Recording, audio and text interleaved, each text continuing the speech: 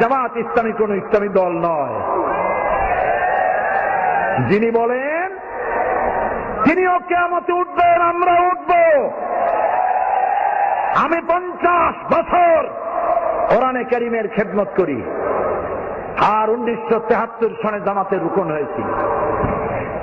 জামাত যদি সাহাবীদের বিরুদ্ধে হবে, জামাত যদি রসুলের বিরুদ্ধে হবে, আমার 50 বছরের একটা ওয়াজের মধ্যে সাহাবী আর রসুলের বিরুদ্ধে কোনো কথা থাকা স্বাভাবিক ছিল না?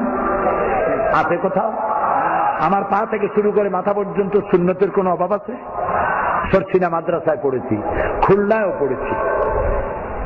ওই যে জামা কাপড় পাইছি বহুরূপী কোনোদিন হই নাই, যেরকম দাঁড়িয়ে ওই রকমই আছে।